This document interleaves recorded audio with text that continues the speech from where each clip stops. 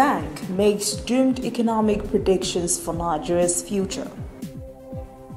All Progressives Congress recommends nationalizing all South African companies in the country. In international news, British opposition parties discuss Prime Minister Johnson's Brexit plans as Johnson's younger brother quits government. And in sport, Madagascar cancels friendly match with South Africa over xenophobia.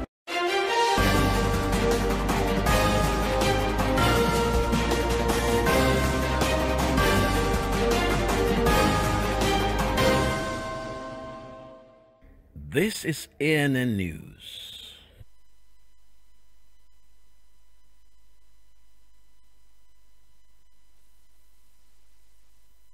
Nigeria is dying slowly and tragically living on borrowed time because it has neglected its agricultural sector while relying heavily on crude oil.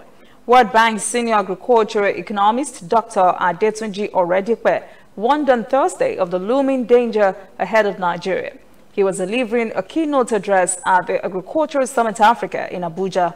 Oredikwe also said economic diversification into agriculture should be practical, not in theory, because the economy is now dependent on imports. The country imports just about everything. He said if Nigeria had held to its market share in palm oil, cocoa, groundnut, and cotton, it would have been earning at least $10 billion per year from the three commodities. While painting this gloomy picture of the country's agricultural sector, the World Bank agricultural economist regretted Nigeria is now one of the largest food importers in the world, having spent in 2016 alone almost $1 billion on the importation of wheat, $40 million to import rice, and $100 million on sugar importation. Already lamented the fact that factories in Nigeria are not hiring Nigerian youth graduates. He pointed out that food-producing factories in the Western world, Far East Asia, and other countries employ millions of young people to produce and export food. He said Nigerian youths, on the other hand, have no one to hire them to build their capacity. The xenophobic attacks in South Africa against Nigerians and other foreign nationals is still on the minds of many, even organizations, political organizations. The All Progressives Congress APC has urged the federal government to take over South African businesses in the country, like ShopRite, MTN, DSTV, and others in response to the killings of Nigerians in their country. APC made the demand after an emergency national working committee in Abuja. The party is also calling for the revocation of licenses of South African banks in the country, like Stanbic IBTC and Standard Chartered Banks.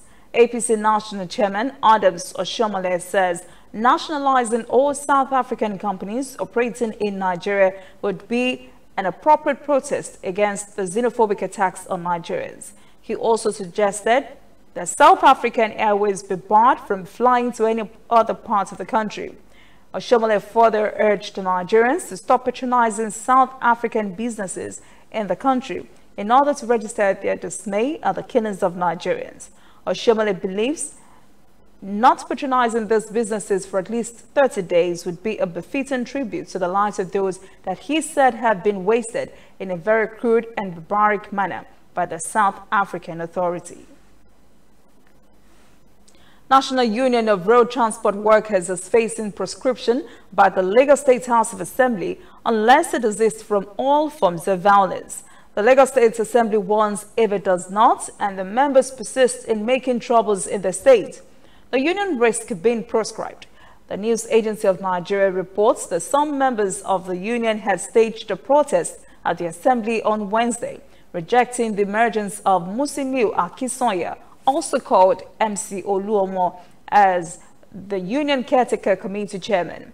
House member Victor Akande said some members of the union in the state had said during their protest at the National Assembly complex that Akinsanya was imposed on them as the Caretaker Committee's chairman. He said the protesters had allegedly threatened there would be bloodshed in the state if the government did not intervene. Another assembly member, Olawale Olaiwola, said the House should quickly intervene and also critically look at the matter because NURTW issues are always delicate. Those seeking employment at the Olabisi Onabanjo University Teaching Hospital in Shagamu, Ogun State, are being levied 5,000 naira for the application form. Any applicants for registrar position would cough out an extra 2,500 naira for a total of 7,500 naira.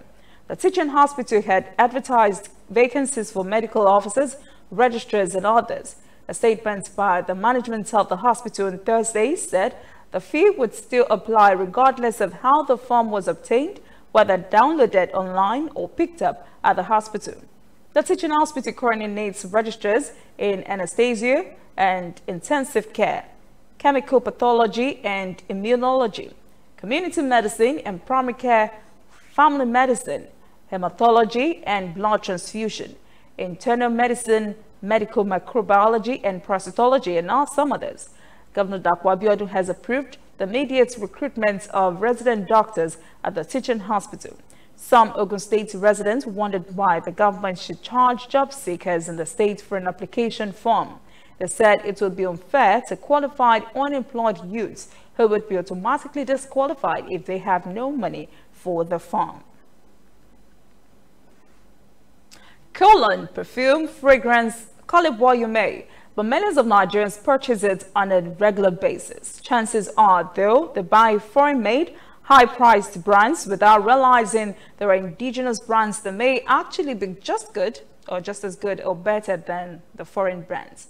The Jibadmos reports on one such brand. Right from the door, a pleasant scent greets your nose. It's the factory where Nigeria's first indigenous perfumes are made. Sapphire Scents is run by Nigerian entrepreneur Adewale Aladejana.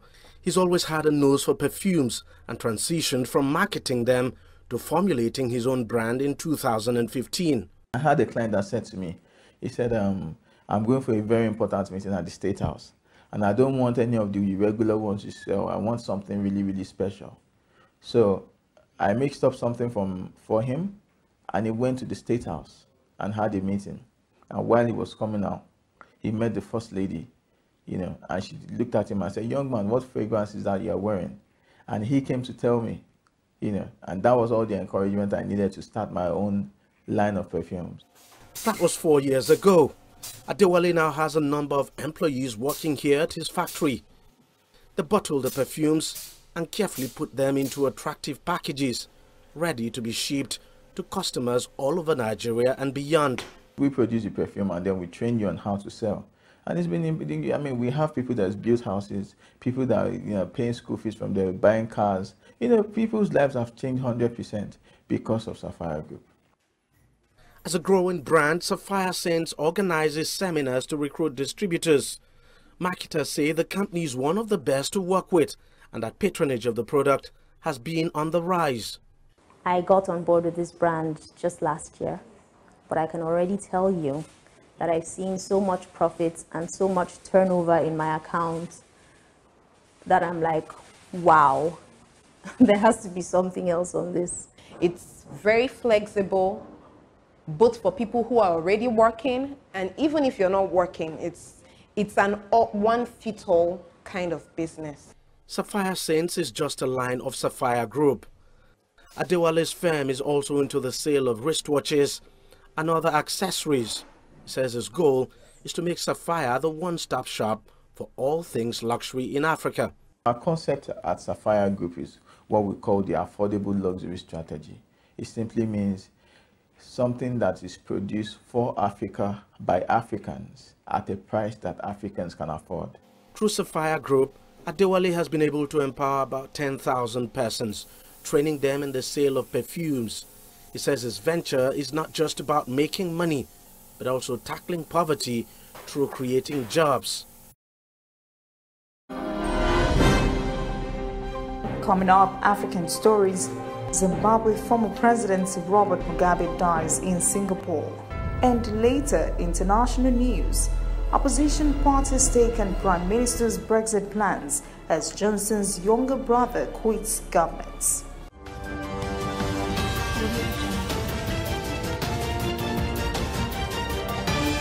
You are watching ANN. Dear Mommy, You went out that night with the baby in your tummy, but you did not come back. The baby is very fine and she eats and sleeps a lot. Everyone says that you are in a better place, but I miss you so much. I keep asking them, where is the better place? But nobody answers me. Auntie Carrie just hugs me and says, go and play. Mommy, I miss you. Please, when are you coming home? I still do miss you, Mom. And in honor of your memory, I'm a doctor today working with the MTN Foundation to save mothers and children every day. Ending mother and child mortality in Nigeria is dear to us. We will keep strengthening this most important bond just for you.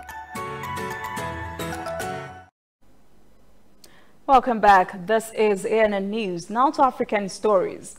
Robert Mugabe, the controversial former prime minister and president of Zimbabwe, has died. He was 95. Current President Emmerson Mnangagwa says Mugabe was the founding father of the nation and an icon of liberation. He also called him a Pan-Africanist who dedicated his life to the emancipation and empowerment of his people. Mugabe struggled with ill health for some time, and some also believe his humiliating fall from power in November 2017 may have contributed to his rapid demise. The deceased leader was hospitalized in Singapore for months for an undisclosed ailment. Mugabe was first lauded as a liberator who led the former British colony of Rhodesia to independence in 1980 and the end of white minority rule. For the next 4 decades, Mugabe was a staple in Zimbabwe politics. He ruled with an iron fist and used repression and fear to hold on to power until he was finally ousted by his previously loyal military generals. Under his rule, Zimbabwe steadily descended into poverty, which has persisted till today. The World Economic Forum on Africa rounded up today in Cape Town. The summit had focused on industrial revolution in Africa, but was overshadowed by xenophobic attacks in the country. Angela Kopole has the story. Many believe that African countries aren't ready for the fourth industrial revolution, but the revolution isn't happening all in one go. There's a lot of work that needs to happen. It's already a progression. It's not an event that we're all now ready to embrace new technology, but there are pockets of where you can see excellence, like in this institution here, in this partnership with IBM. It's making a lot of sense to showcase that the future, the world really has changed in how we do business. You can see how we conduct business. This is a continuum. It is built on other technologies that actually preceded it. So the advances in computing, the advances in artificial intelligence and big data and many others have come together to be called, just by using a generic term, called the fourth industrial revolution that the World Economic Forum obviously in a way came up with. The technology is already upon us, so the question about the fourth industrial revolution that needs to be answered is a little more practical. What problems do we want to solve? Financial inclusion is perhaps the most pressing. We have over 30 million small shops across the continent, and at the moment a lot of them are unbanked. The reason that they're unbanked is because nobody knows about them, but the data exists on their mobile phone through their daily transaction. But it's very difficult to go ahead and understand that complex and unstructured data. Now, if we're smart enough to utilize artificial intelligence, all of a sudden we understand about their daily turnovers, and we can check and understand their creditworthiness, which means that the banks will be willing to give them small financing on a daily basis. The fourth industrial revolution is a great term, but it actually can translate into physical, actionable programs which are going to benefit every single country on the continent. Tanzania's national carrier has suspended its flight from the commercial capital Dar es Salaam to Johannesburg on Thursday, citing ongoing violence as a risk to its passengers. Tanzania's Transport Minister, Isha Kambwewe, told journalists in Dar es Salaam the decision was made not to transport passengers to the destination where their lives will be in jeopardy. He said they are aware of ongoing violence in South Africa, where the youth have taken laws into their own hands. South African police says hundreds of arrests have been made during a week of anti-immigrant violence. At least 7 persons are reported to have been killed.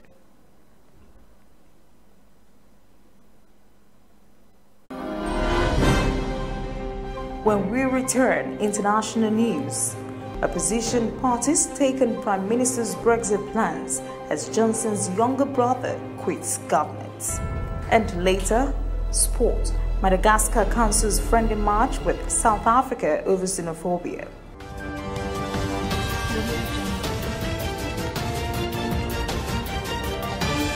You are watching ANN.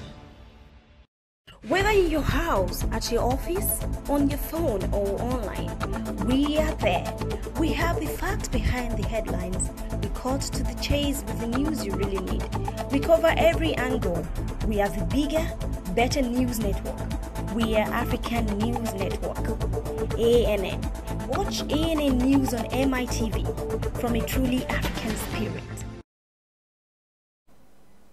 Welcome back. This is ANN News. In international stories, German Chancellor Angela Merkel is in Beijing. A part of her discussion so far is the trade conflict between China and the United States, which she says affect the whole world. Merkel, on a 2-day visit to China, says she hopes the rift between the U.S. and China would be resolved soon. The German leader also said her country is open to Chinese investment. Meanwhile, China's Li Keqiang says called for the loosening of export rules for certain goods. Besides trade, Merkel also discussed human rights issues and the current protest in Hong Kong. Merkel says she is hopeful the rights and freedom agreed upon in Hong Kong's basic law would be safeguarded. Over the past year, Germany and the European Union have both tightened their rules for screening foreign investments, leading to Beijing accusing them of protectionism. This is Merkel's 12th visit to China as Chancellor. British opposition parties are ready to discuss how to respond to Boris Johnson's bid to call for a snap election, after the Prime Minister said it would not delay the planned October departure from the European Union.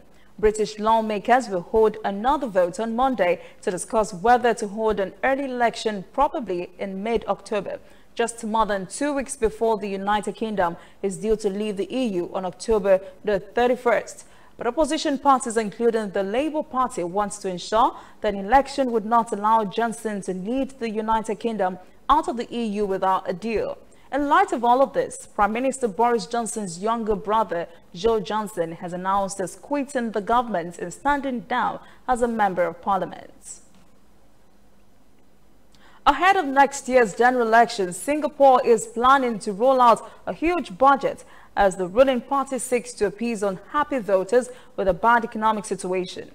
Prime Minister Leung has formed a panel to review electoral boundaries, which is the traditional precursor to an election being called within months. Analysts say if the economy worsens further, the vote would come sooner than expected. Singapore's economy is one of the weakest now in the Asia-Pacific region. Modi analyst, economist Steve Koran, says Singapore's decision on a huge budget makes sense because it is a small, open economy, highly exposed to trade. In the 2015 election, the People's Action Party won about 69.9% of the vote. Overcrowded and heavily polluted city of Jakarta, home to 10 million residents and capital of Indonesia, will cease to be the nation's capital in a few years. During a televised news conference, Indonesian President Joko Widodo announced that the national capital will be moved from Jakarta to the province of East Kalimantan. Silkul Al-Hiwul has the details on when and how. Indonesia is finally moving its capital. The government is conducting a feasibility study which is expected to be completed in 2020.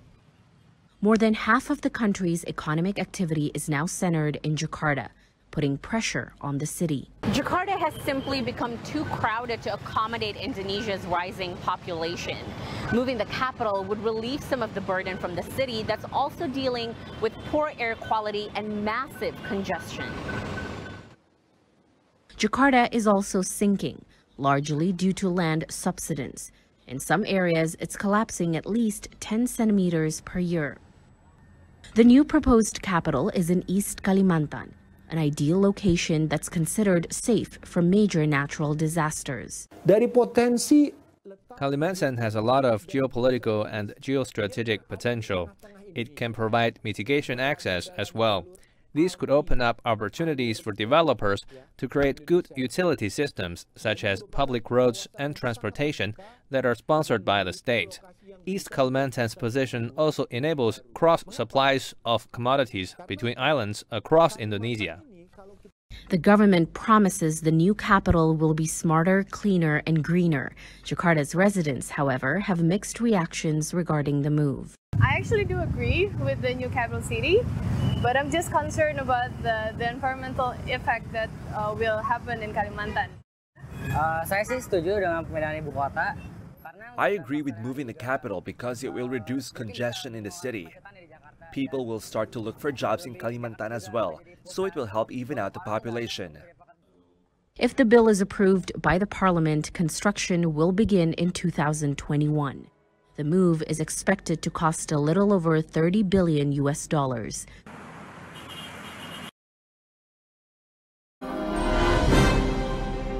Still to come, sports. Madagascar cancels friendly match with South Africa over xenophobia. Please stay with us.